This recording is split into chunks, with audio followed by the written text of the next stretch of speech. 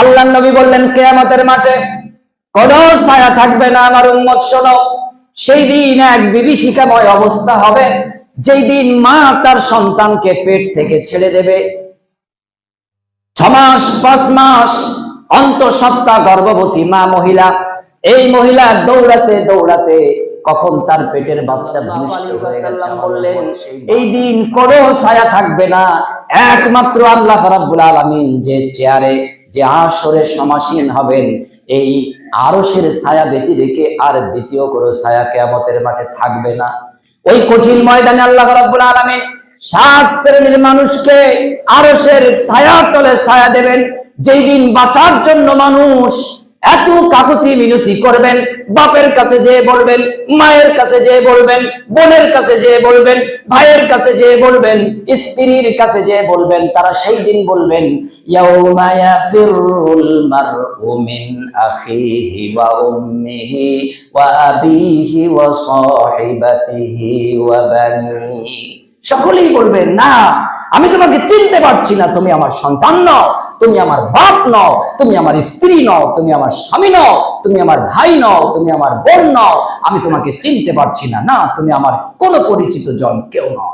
সেই দিন আল্লাহ রাব্বুল আলামিন তার হাবিবকে দিয়ে বলছেন, ও নবী, আপনার উম্মতদেরকে জানিয়ে দেন, আমি রহমান, আমি রহিম, আমি গফুর, আমি গফফার, আমি বান্দার জন্য দয়া নিয়ে আমার আরশের ছায়া নিয়ে হাজির হয়ে যাব।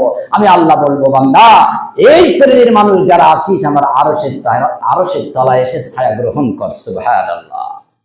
আল্লাহর নবী বলেন, 1 নাম্বার হলো ইমামুন আদিলুন, ওই বাড়ির কর্তা যে তার সদস্যদেরকে ন্যায় পরায়ণতা শেখায়, সঠিক নেতৃত্ব দেয়।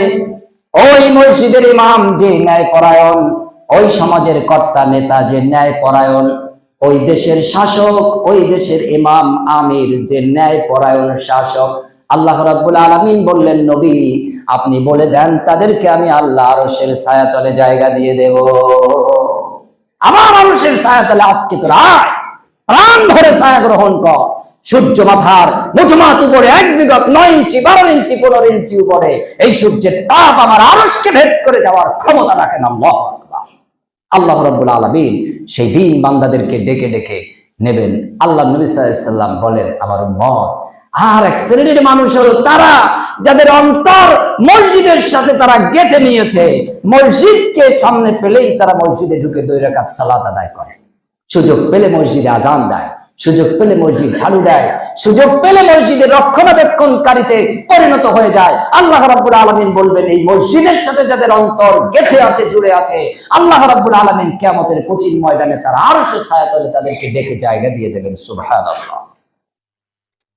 আল্লাহর নবী বলেন, মান বানা মসজিদান, আল্লাহ রাব্বুল আলামিন বলেছেন, যে ব্যক্তি দুনিয়ায় একটা মসজিদ বানায়, নির্মাণ করে, অথবা এই মসজিদে অংশগ্রহণ করে, সহযোগিতা করে, আল্লাহর নবী সাল্লাল্লাহু আলাইহি ওয়াসাল্লাম বলেন, বানাল্লাহু মিসলাহু ফিল জান্নাহ, ওই ব্যক্তি যেরূপ একটা মসজিদ নির্মাণ করলো, ওই 1 তলা বিশিষ্ট, 2 তলা বিশিষ্ট, 3 তলা বিশিষ্ট, যেরকম সৌন্দর্য মণ্ডিত করেছে, বুখারীর হাদিসে রাসূলুল্লাহ বলেন, অনুরূপ একটা ঘর আল্লাহ জান্নাতের মধ্যে করে দেন। তার জন্য জান্নাতের মধ্যে অনুরূপ একটা ঘর তৈরি করে দেন। সেই মুসলিমের 433 নম্বর হাদিসে, আর সহিহ বুখারীর 450 নম্বর হাদিসে এই হাদিস ধ্বনিত হয়েছে। মুসনাদ আহমদের 433 নম্বর এবং 34 নম্বর হাদিসে ওই হাদিসটি এসেছে। রাসূলুল্লাহ সাল্লাল্লাহু আলাইহি ওয়াসাল্লাম সেখানে একটু শব্দের কম বেশি করেছেন। যে ব্যক্তি দুনিয়ায় একটা ঘর নির্মাণ করে আল্লাহর জন্য, আল্লাহ তার জন্য জান্নাতে একটা ঘর বানিয়ে দেন। মুসলিমে এই শব্দ আছে, আর বুখারীতে আছে মিসলাহু ফিল জান্নাহ, তার জন্য আল্লাহ রাব্বুল আলামিন অনুরূপ একটা ঘর জান্নাতের মধ্যে তৈরি করে দেন। সুবহানাল্লাহ। আল্লাহ নবী সাল্লাল্লাহু আলাইহি ওয়াসাল্লামের একজন সাহাবী এই কথা শুনে তিনি বললেন, ইয়া রাসূলুল্লাহ, আমার তো ওসমান বিন আফফানের মতন এত সহায় সম্পদ নেই যে আমি একখানা ঘর নির্মাণ করে দেব।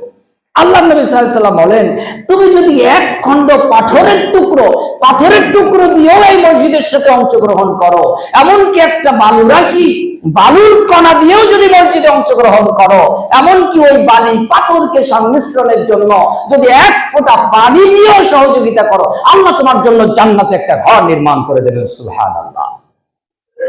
ওসমান রাদিয়াল্লাহু আনহু এই হাদিস বর্ণনা করেছেন। ওসমান রাদিয়াল্লাহু আনহু এই হাদিস বর্ণনা করেছেন। কেন বর্ণনা করলেন? ওসমান রাদিয়াল্লাহু আনহু তার খেলাফত কালে মসজিদে নববী সংস্কার করছেন, বৃদ্ধি করছেন, আরো বড় করছেন মুসল্লিদের ভিড়ের কারণে। তখন সাহাবীরা ওসমান রাদিয়াল্লাহু আনহুর ডানে বামে সামনে পিছনে ভিড় করে এত ফজিলতের কথা বলল, এত মর্যাদার কথা বলল। আহা, এই যে উসমান বিন আফফান রাদিয়াল্লাহু আনহু, দেখো আল্লাহর নবী মক্কা থেকে এসে মসজিদে কুবা নির্মাণ করলো, এরপর মসজিদে নববী নির্মাণ করলো, আর আল্লাহর নবীর অসমাপ্ত কাজটুকু ওসমান বিন আফফান রাদিয়াল্লাহু আনহুর খুশির জন্য করে যাচ্ছে। উসমানের মর্যাদা আল্লাহ তো দিয়েছেন, আরো কত যে বাড়িয়ে দেবেন আল্লাহই ভালো জানেন। তখন ওসমান রাদিয়াল্লাহু আনহু তিনি বললেন, ও সাহাবী, তোমরা আমার ব্যাপারে বেশি বাড়াবাড়ি করছো। আমি আল্লাহর নবীকে বলতে শুনেছি, যদি তোমরা কেউ মসজিদ অংশগ্রহণ করো, সহযোগিতা করো, নির্মাণ করো, আল্লাহ রাব্বুল আলামিন তোমার মনের চাহিদা অনুযায়ী জান্নাতের মধ্যে একটা ঘর নির্মাণ করে দেবে। এখন এই তো সেই মসজিদ, যে মসজিদ মক্কায় অবস্থিত, সেই মসজিদ যশাইকাঠিতেও আছে আল্লাহর ঘর। এই ঘরের সহায় সম্পদ সবটাই আল্লাহ। এই ঘরের ইবাদত বন্দেগী যা হবে সব এক আল্লাহর জন্যই হতে হবে। এটা আমরা বলি, কিন্তু করি কত জোরে দেখানোর জন্য হয়তো। হ্যাঁ, অত্র এলাকার মধ্যে সব থেকে একটা বড় মসজিদ, সব থেকে দেখতে ভালো দেখাবে এরকম। গত বছর দিয়েছি, এবছর আর দেব না, নিয়ত করে ফেলেছি। দোতলা হয়ে গেছে, আর দরকারটা কিসের? অনেক পরিকল্পনা নিয়ে আমরা আমাদের সমাজে চলি। আমি আপনাদের কাছে একটা ছোট্ট জিজ্ঞাসা করি, বাড়ি যে না হয় স্ত্রী যারা আছে স্ত্রীর কাছে প্রশ্নের জবাবটা দেবেন, আর যে মা বোনরা আছেন তারা স্বামীর কাছে জবাবটা দেবেন। বলেন তো, যশাইকাঠি উত্তর নাবালপাড়া কোনটা? উত্তর নাবালপাড়ার সম্পদ কি? আপনি যে জমিতে বাস করেন, ওটা রেকর্ড, পর্চা, দলিল আপনার নামে, ওটা তো আপনার। নাবালপাড়া কোনটা? নাবালপাড়ার সম্পদ কোনটা? যশাইকাঠি উত্তর নাবালপাড়ার সম্পদ এই মসজিদ। নাবালপাড়া, উত্তর নাবালপাড়া মসজিদের সম্পদ এই কবরস্থান। উত্তর নাবালপাড়া সমাজের সম্পদ ওই ঈদগাহ। এরপর আর একটা বড় সম্পদ দরকার, সেটা হলো একটা শিক্ষা কেন্দ্র, একটা স্কুল, যেখানে আরবি, বাংলা, ইংরেজি তথা প্রয়োজনে ইহকাল এবং পরকালীন মুখী শিক্ষা ধারা অব্যাহত থাকবে। কলকাতা যান, কলকাতা খুঁজে পান কেউ? আমাকে একদিন নিয়ে যাবেন তো, আমি খরচ দেবো আপনাকে। কলকাতা দেখাবেন আমাকে, পাবেন খুঁজে? কদিন হলো কলকাতা স্টেশন চিতপুর, ওটা তো কলকাতা না। কলকাতা কোনটা? ওই কলকাতা ইউনিভার্সিটি, কলকাতা বিশ্ববিদ্যালয়, কলকাতা হাইকোর্ট, রাজভবন, এগুলি কলকাতা। এগুলি কলকাতার সম্পদ, কলকাতার পরিচিতি। উত্তর নাবালপাড়ার সম্পদ আপনি আপনার সম্পদকে মনে করেছেন না। মসজিদ এটা হলো সামাজিক, এটা আল্লাহর ঘর। ঈদগাহ এটা হলো সামাজিক, এটা উত্তর নাবালপাড়া। কবরস্থান এটা সামাজিক, এটা উত্তর নাবালপাড়া। আপনি যেখানে বসে বাস করেন ওটা আপনার, ওটা আপনার ছেলে মেয়ে, ওটা আপনার বাপ মায়ের, ওটা আপনার দাদু ঠাকুরদা। 40 বছর বয়স, আমি আপনাকে আপনার মূল সম্পদটা দেখিয়ে দিলাম। এটা যদি আমার ভুল হয় ক্ষমা করুন। এই সম্পদ গড়ার জন্য আলহামদুলিল্লাহ, আল্লাহর খুশির জন্য 10 বছর, 15 বছর, 17, 18 বছর ধরে ঘাম ঝরানো হচ্ছে। কারা প্রতিষ্ঠা করেছিল? আমার মতনই আর একজন আলেমে দ্বীন, হাফেজে কোরআন, আল্লাহর খাদেম, তারা শুরু করেছিলেন। এইটা আজকে এসে পরিপূর্ণতা পাচ্ছে। 2009 সালে ভাঙা হাতে অঙ্কন করা হয়েছিল। আজকে 2024 সালের শেষ প্রান্তে এসে আমরা তার উপর চূড়া, মিনার, প্লাস্টার, ঘষা মাজা শেষ করে একটা পরিকল্পনা শেষের দিকে এসেছে। 2009 সালে আমি অধম, আমি গুনাহগার, আমার সময়ের কথা বলছি। এর আগে তো হাফেজ নুরুল ইসলাম সাহেব, হাসানুজ্জামান সাহেব, আরো অসংখ্য আমার নাম না জানা দিনী ভাই, দায়ীরাল্লাহগণ, তারা খেদমত করে গেছেন। এই সমাজের প্রতিপত্তিশীল তো তারা, যারা এই সমাজে ভিত গেড়ে গেছেন মসজিদে, এই সমাজে ঈদগাহ চিন্তা ভাবনা করেছেন, কবরস্থানের চিন্তা ভাবনা করেছেন, স্কুল নিয়ে ভাবনা চিন্তা করেছেন। তারা সহায় সম্পদ রেখে গেছেন, তারা চিন্তা করেছেন সমাজ নিয়ে, সমাজবাসীকে নিয়ে। তাছাড়া ব্যক্তি আপনি দোতলা বাড়ি করবেন, আলহামদুলিল্লাহ, 1 বছরেই যথেষ্ট হয়ে যেতে পারে। আপনার ব্যাংক ব্যালেন্স আছে, জমা জমি আছে, আয় রোজগার আছে, কোনো অসুবিধা নেই।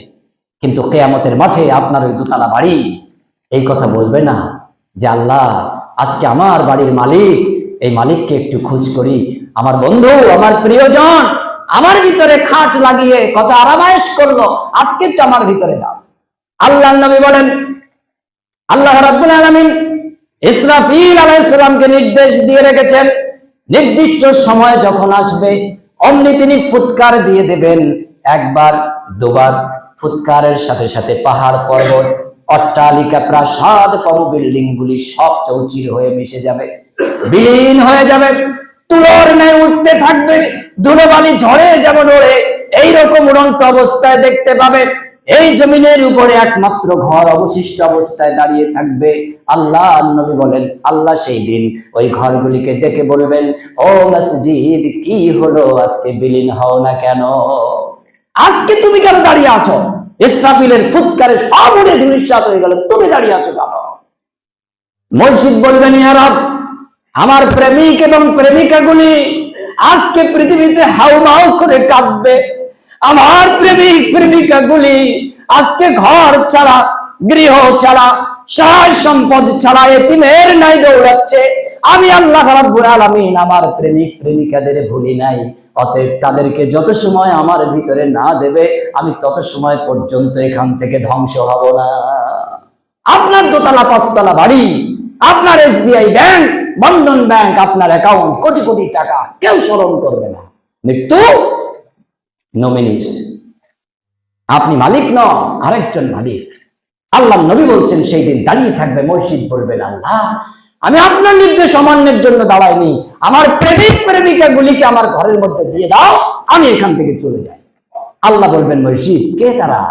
মসজিদ সেই দিন বলবেন, আমার মুয়াজ্জিন, আমার খাদেম, আমার ঝাড়ুদার, আমার ইমাম, আমার মুসল্লি, আমার মসজিদে যারা সহযোগিতা করেছে তারাই আমার প্রেমিক এবং প্রেমিকা। আল্লাহ তুমি অনুমতি দাও, তাদেরকে আমার মসজিদের মধ্যে ঢুকিয়ে দাও। আল্লাহ বলবেন, মসজিদ যা, তোকে ইখতিয়ার দিলাম, পাওয়ার দিয়ে দিলাম, তোর প্রেমিক এবং প্রেমিকাগুলি ডেকে নে। আল্লাহ রাব্বুল আলামিনের পাওয়ারে সমস্ত মসজিদের প্রেমিক প্রেমিকাগুলি মসজিদে ঢুকবে। আল্লাহ নবী সাল্লাল্লাহু আলাইহি ওয়াসাল্লাম বলছেন, অটোমেটিক্যালি আল্লাহ রাব্বুল আলামিন তাদের পুলসিরাত পার করে জান্নাতে পৌঁছে দেবেন। এই হলো মসজিদের মর্যাদা, মসজিদের নমুনা, এই মসজিদের খেদমত, এই মসজিদের মুসল্লি, এই মসজিদের নির্মাণ কাজে অংশগ্রহণের মর্যাদা ফজিলত এত বেশি। জনাবে রাসূলুল্লাহ সাল্লাল্লাহু আলাইহি ওয়াসাল্লাম বলেছেন, এই মসজিদ বলতে পৃথিবীর সমস্ত মসজিদ, সমস্ত মসজিদ সমূহ। রাসূলুল্লাহ সাল্লাল্লাহু আলাইহি ওয়াসাল্লাম মসজিদে নববী নির্মাণ করছে। অর্থ নেই, করি নেই, সম্পদ নেই, শ্রম নেই, শক্তি নেই। রাসূলুল্লাহ সাল্লাল্লাহু আলাইহি ওয়াসাল্লাম তিনি জমি কিনলেন। আবু বকর পাশে, আবু বকর বললেন, ইয়া রাসূলুল্লাহ আমার থেকে নেন, আমি তো এতদিন আর নিয়ে এসেছি, জমিটা এতিমদের জমি, তাদেরকে দেন। আল্লাহ নবী বললেন, এটা আমাকে ধার স্বরূপ দাও। ধার স্বরূপ দিয়ে দেওয়া হলো। রাসূলুল্লাহ সাল্লাল্লাহু আলাইহি ওয়াসাল্লাম জমিটা ক্রয় করলেন। কেন? আমি নবী পৃথিবীতে বেঁচে থাকবো মানুষের কাছে এই মসজিদের ভিতকে কেন্দ্র করে। আল্লাহু আকবার। আজকে মসজিদে নববী 1 রাকাত নামাজ পড়লে 500 গুণ সওয়াব বেশি, 50,000 গুণ সওয়াব বেশি, 500 গুণেরটাই বেশি। সহিহ ফজিলতের ব্যাপারে জানেন, বলেছি বারবার, কিন্তু কোথা থেকে যায়। 500 গুণ সওয়াব বেশি, 50,000-এরও শব্দ আছে মসজিদে নববী। এই মসজিদ এমনি নির্মাণ হয়নি, একদিনই হয়নি, আজও তার সংস্কার চলছে। 1000 বছর, 1443-44 বছর ধরে আজও তার সংস্কার চলছে। উমরা করতে যে, হজ করতে যে দেখেন ছাতার মতন ছাদ খুলে যায়, এমনিতে হয়নি। স্বর্ণে মোড়া দেয়ালগুলি এমনিতে আসেনি, ওদের ঘাম ঝরানো টাকা। আমি আপনি চাইলেই 2-5 টাকা দিতে পারি না, কারণ ওরা মসজিদে হারাম, মসজিদে নববী, মসজিদে আকসা, এই মসজিদগুলি যারা তদারকি করছে ওরাই খরচ করে। আমার ভারতের শিল্পপতি উনি বললেন, আমি মক্কা চত্বরটা একটু ধুয়ে আতর মিশিয়ে দিতে চাই, মাখিয়ে দিতে চাই। আসামের এক ব্যবসায়ী, সরকার বললেন নেলাও হবে না, আমাদেরকে যদি আল্লাহ ফকির বানিয়ে দেয় তখন হবে। আলহামদুলিল্লাহ আমরা এই মানসিকতা নিয়ে চলি। এটা উত্তর নাবালপাড়ার মসজিদ, আমরাই এর মুসল্লি, অন্যদের জন্য দরজা খোলা নামাজের জন্য, কিন্তু আমরাই আল্লাহর ঘর নির্মাণে অগ্রণী ভূমিকা পালন করব। এরপর যদি আমরা অপারগ হয়ে যাই, ভিখারি হয়ে যাই, তখন আমরা অন্যের কাছে হাত পাততে পারি। একতলা, দোতলা, তিনতলা, এভাবে করে আজকে আমরা তার শেষ দিকে এসে গেছি। এই শেষ ভালো যার, সব ভালো তার। শেষ ভালো যার, সব ভালো তার। মসজিদে নববী নির্মাণ হচ্ছে, রাসূলুল্লাহ তদারকি করছেন। পাথর খণ্ডগুলি পাহাড়ের পাদদেশ থেকে বয়ে আনা হচ্ছে। আল্লাহর নবী বললেন, আমার সাহাবীরা না খেয়ে ক্ষুধার্ত অবস্থায় এত কষ্ট করে কাঁধে করে, মাথায় করে, হাতে করে, পেটে লাগিয়ে যে পাহাড় পাথরের খণ্ডগুলি আনছো, কাল কিয়ামতের কঠিন ময়দানে তোমরা কি চাও না আমি মুহাম্মদুর রাসূলুল্লাহ তোমাদের সাথে জান্নাতে থাকি? লোকটা সাহাবীরা বললেন, অবশ্যই। আল্লাহর নবী বললেন, তাহলে কেন তোমরা আমাকে বঞ্চিত করছো? আমাকেও যুক্ত করো। পাথর খণ্ডে নবীজি হাত লাগালেন, ধাপে ধাপে ধাপে ধাপে তিনি সাজিয়ে দিলেন। আল্লাহর নবী সেই দিন মিস্ত্রি, সাহাবীরা সেই দিন লেবার বনে গেলেন। সাহাবীরা মিস্ত্রি, আল্লাহর নবী লেবার হয়ে গেলেন। এভাবে করে জনাবে রাসূলুল্লাহ সাল্লাল্লাহু আলাইহি ওয়াসাল্লাম তিনি তার জীবনে মসজিদে নববী প্রতিষ্ঠা করে গেলেন। মসজিদে নববী তিনি প্রতিষ্ঠা করলেন, কিন্তু আমরা আমাদের মসজিদের কাজ শুরু করেছি, এখনো শেষ করতে পারিনি। কত যুক্তি, কত উক্তি। আমি তাদেরকে ছোট্ট প্রশ্ন করি, ছোট করার উদ্দেশ্য নয়, শুধুমাত্র বিবেকের কাছে, বিবেকের তাড়নায় একটা জিজ্ঞাসা, যে ভাই আপনার ঘর দোতলা করেছেন, শুধু গা পাইপটা লাগানো বাকি আছে, আর কিছু না, রং হয়ে গেছে, প্লাস্টার হয়ে গেছে, খাট পালঙ্গ সব হয়ে গেছে, গা পাইপটা দেওয়া একটু বাকি আছে। তাও আপনার কত টেনশন, কত চিন্তা, কবে মিস্ত্রি লাগাবো, কবে পটল, কবে বিক্রি করে এরপর টাকা জমিয়ে গা পাইপটা কমপ্লিট করব, মাথার থেকে বোঝাটা নামবে। কিন্তু এই সমাজের 200 ঘরের বেশি মানুষ, এত হাজারের বেশি মানুষ, একজন মানুষ বলেন তো উত্তর মাথা থেকে দক্ষিণ মাথা পর্যন্ত, হ্যাঁ ওই গা পাইপ নিয়ে যে চিন্তা আমার ঘরে থাকে, ওর কিঞ্চিত পরিমাণ চিন্তা আল্লাহর ঘর, এই মসজিদটার জন্য আমি একটু করছি। একজন মানুষ একটু বলেন, বিবেকের কাছে জিজ্ঞাসা। যদি তাই হতো তাহলে আপনি গা পাইপের পাইপটা নিয়ে আসতে পারতেন, 1000 টাকা দাম। একজন যদি চিন্তা করতেন, তাই তো আমার তো ঘরটা মোড়া হয়ে গেছে, প্লাস্টার একটু রং দরকার, তাহলে আপনি না চাইতে বলতে পারতেন, আমি মসজিদের জন্য 1 বালতি রং দিয়ে দেবো, কারণ আমার বাড়িতে 10 বালতি রং খাটিয়েছি। আপনি তো বলতে পারতেন, আমার বাড়িতে শৌচাগার 1 লরি পানি কাটিয়েছি, আল্লাহর ঘর মসজিদে প্লাস্টার হচ্ছে, যা 1 গাড়ি পারলাম না, তুমি অর্ধেক গাড়ি বালি দিয়ে দিলাম। এমন অনেক আমরা আছি অর্ধেক গাড়ি দিতে পারি। মানসিকতার অভাব, মাইন্ডসেট করো। আল্লাহ অভাব দেয়নি কাউকে। আজ থেকে 15 বছর আগে, 16-17 বছর আগে যে অবস্থা ছিল অর্থনৈতিক, আজকে কি তাই আছে? আল্লাহ তার থেকে অনেক উন্নতি দিয়েছে। আল্লাহর জন্য আপনি কি করলেন, কি করেছেন আপনি আল্লাহর জন্য? আসুন, সে আল্লাহর ঘর মেরামতের, প্লাস্টারের কাজের, সংরক্ষণ রক্ষণাবেক্ষণের সার্বিক সুযোগ সুবিধা আল্লাহ রাব্বুল আলামিন আমাদেরকে দান করেছেন। আমরা এই আল্লাহর খুশির জন্য, শেষ ভালো যার, সব ভালো তার, নবীজি বলেছেন। এই কথাকে সামনে রেখে মসজিদের শেষ কাজটুকু আমরা সবাই সম্মিলিতভাবে, আগে 5 দিয়েছেন, আগে 10 দিয়েছেন, আগে 20 দিয়েছেন, আগে 200 দিয়েছেন, 500 দিয়েছেন, আলহামদুলিল্লাহ, কোনো অসুবিধা নেই। এখন আবার একটু শেষ ভালো যার, সব ভালো তার, এই হাদিসের দিকে সামনে রেখে আল্লাহর খুশির জন্য আমরা ইনশাআল্লাহ দেব আজকে, যেন আমরা ওই মিনারের মাথার থেকে মসজিদের গোড়া পর্যন্ত ঘষা মাজা করে, রং দিয়ে আমরা মসজিদের কাজ আমাদের এই সময়ের জন্য শেষ করতে পারি। আল্লাহ সুবহানাহু ওয়া তাআলা আমাদের কবুল মঞ্জুর করুক, এবং আল্লাহ রাব্বুল আলামিন যে ওয়াদা করেছেন, ইনশাআল্লাহ অবশ্যই কি ওয়াদা অনুযায়ী তিনি আমাদেরকে প্রতিদান দেবেন। ওয়া আখিরু দাওয়ানা আলহামদুলিল্লাহি রাব্বিল আলামিন।